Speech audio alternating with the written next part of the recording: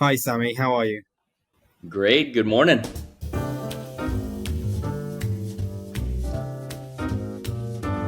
Thanks ever so much for being part of the interview today. I'll kick us off right away. Where you are now is very different from where you started. Can you tell us about your personal journey and how you got where you are today from where you started?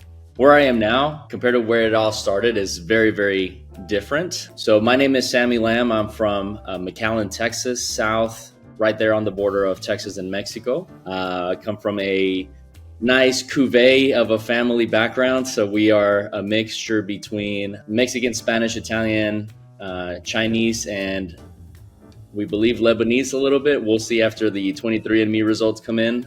So we're quite the blend, a field blend, if you will. Wine was never really a topic or never really was a beverage that was discussed, that was enjoyed, never on the dinner table. I come from a family that actually does not imbibe. So it was very interesting to grow up in that environment and then ultimately land in this world of wine, this beautiful world of wine. A lot of times people's lives are molded or shaped by our parents. In this case, I look up to you as well, continuing your father's legacy and really, I mean, taking it to the next level, to truly changing and impacting lives all over the world. So as we grow up, we aspire to love what they love. My parents were on and off as I was growing up, and ultimately they did separate. During those years, my mother and I would connect on weekends and share, moments of reflecting on life, on what makes life beautiful. And she would always bring out a glass of wine and talk with me. And so those were very special and important memories for myself. I would say when I was 16 years old, she passed away in a car accident, and so it was a tragic moment in our family's life that for the immediate moment separated us all. It really was almost a rift that because of our parents' separation, it had already created this slight rift in our family, and then ultimately created an even further gap between us. And again, I always look back to those moments of sharing time with my mother over a glass of wine, albeit it was Franzia. I will admit, again, we were coming from the valley, so we didn't know much. Again, given their sacrifices as immigrants to the United States, they were looking for a better future for their children. I was the youngest of three and was ultimately their last hope, if you will, of seeing how they could help this new generation reach the American dream. And so right before I graduated from high school, I decided to really, put that responsibility on myself of pursuing higher education and pushing the boundaries of not only what she would have expected of me, but what I could hopefully do for myself, and then ultimately lead others to impact, inspire, and motivate and help others in similar. Not saying I wish this on anyone, but anybody that is going through similar situations. Education in general is so important, and it's something that the Gérard Basset Foundation really focuses on as well. The opportunity to open an individual's mind to the different things that are out there in the world is extremely important. Higher education opened up my eyes to the world. I was able to study abroad, which it was such a great opportunity. It was in an interesting time that it was just the right person at the right time that a program called Semester at Sea was offered at the university. And Semester at Sea, you live and study on board of a ship. But yeah, I mean, you're working there, you're living there, you're studying there. It was a very surreal moment in my life where, again, I went from losing a parent to really seeing the world. It was an extreme, polarizing, emotional roller coaster, if you will, of like, wow, like it was achieving these things that I feel she would have definitely appreciated and would have been very proud of. Funny enough, on the program of Semester at Sea, they had a wine course, and it's always the cliche that when American students study abroad, they fall in love with wine, just because wine in Europe is such a accessible product, and it's so beautiful, and the story, the appreciation, the art of wine is something that sticks with them. It was the same case for me. I did land in Barcelona. Of course, it was sangria, the first wine I ever tried, which is a type of wine cocktail, but still it allowed me access into the world of wine, and then further deeper into these studies. There was a program on the ship called Geography of Wine, and so our homework was, as we were reaching these port towns, it was to go out and explore what the regional wines were and bring back that information to the class. So moving on from that, I finished with my introductory course in wine, and I wanted to really tap into it. And that's a pun that we'll tap into later. I was interested in just getting out of Texas at the time. So I moved to Colorado, and I was pursuing at the time the International Sommeliers Guild certifications. It became this journey of, wow, there's so much more to wine. I've seen it, now I'm studying it, and it became again a sense of purpose. And then from there, started working in different tasting rooms and production. I kept doing that for about close to 6 years until I was reaching my, as they call it, the quarter life crisis. That was a millennial term. And so I wanted to really put my head down in terms of a program that was going to allow me to really pursue a career, a lifetime career in wine.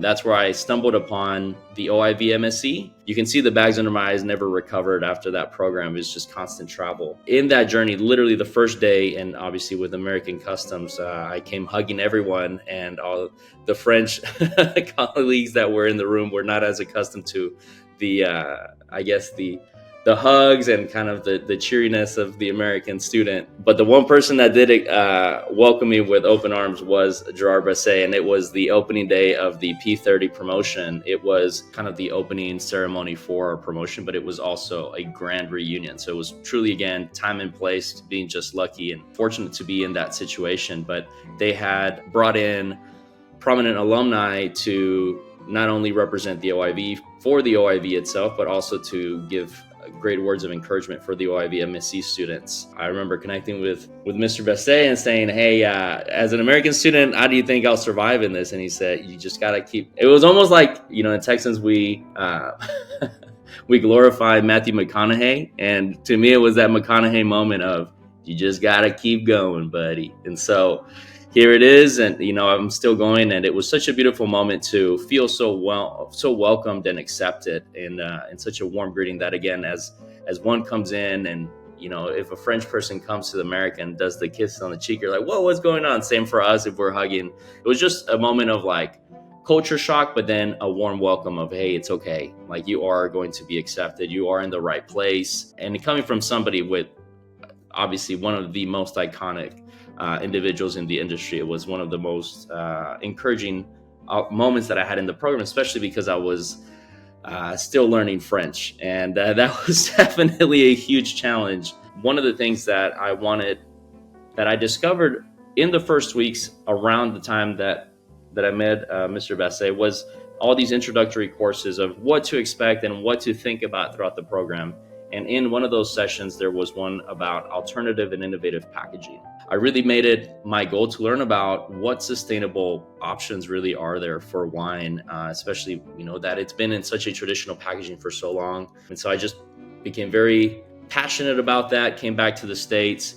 As part of the OIV MSc, I was able to undergo an internship with Underwood, which became almost a global success, being one of the most successful canned wine products in the market, and then came back home to start Wanderlust Wine Company, the world's largest wine on tap winery. And so right now we have over 3 locations, and we have over 80 wines on tap. With our current efforts, we have achieved saving over 500,000 single-use glass bottles from our landfills and continue to divert those glass bottles. We continue to receive recognition and accolades and support, even by right now our local government, for our sustainable practices.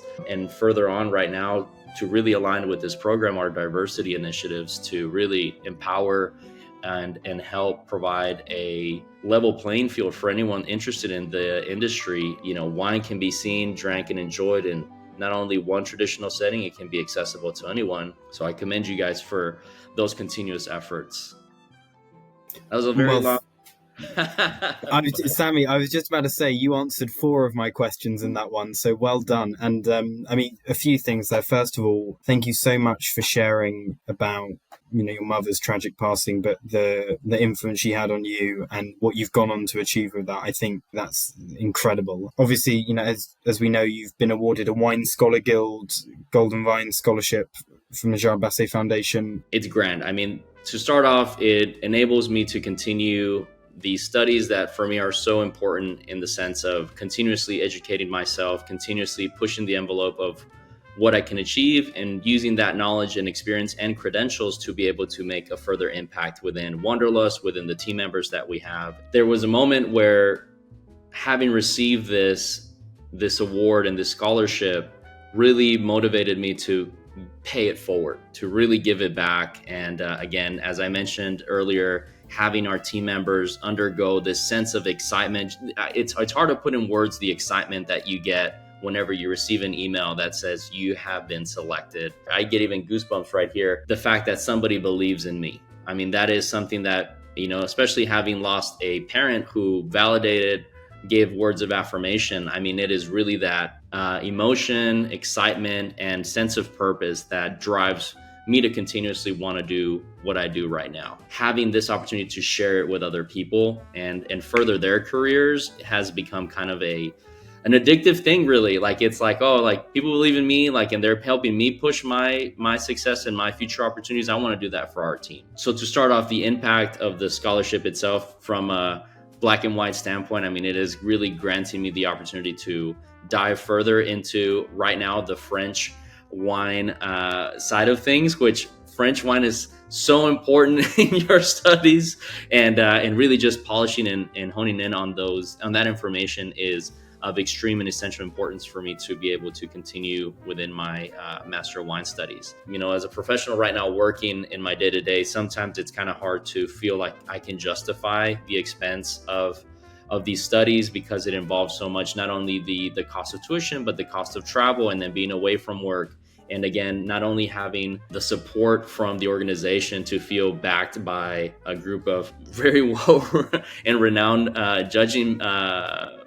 judges, if you will, that select the candidates. It's just a very empowering and almost, again, builds up that responsibility of I need to succeed. I do not want to take this for granted. I want to be a driving force in not only this particular category, but for the industry. Just being able to feel the support from the community, as well as have the financial support, so that I can feel like I can breathe sometimes a little bit with work. I know that sounds a little bit more on my side of the world, but I feel that I can concentrate on continuing to work on building Wanderlust, and still have the opportunity and the ability to say, I have this that is going to further our efforts and our drive. Needless to say, it's an amazing opportunity, and I feel extremely grateful and humbled by it, especially having those awarding mentions by Jancis Robinson. Like, wow, that was incredible. And it actually, something that I'll note here, people think about the scholarship as just an opportunity to, for example, with the Wine Scholar Guild, go and grab their specialist certification or receive the bursary, but it really has enabled a strong connection to community, to a large network. That post, I mean, people that I've never talked to within my own city have come out and said, like, this is amazing. A sense of community support. Wine can sometimes feel, the more you get specialized and you go up, it feels like you become a little bit more isolated, because people get so stressed and so caught up in their professional worlds. But in this moment in time, with the announcement of the award and the different recipients from around the world, it created such a strong connection and sense of unity and brotherhood and sisterhood, if you will. Like, it was just such a great opportunity for all of us to connect and not feel alone. And I think that is one of the things that is so grand about this scholarship and this opportunity is the financial support is absolutely tremendous. But on top of that, the fact that you feel supported, that you feel you're not alone, that you actually have a network of professionals that can help further your studies is of, priceless value, if you will.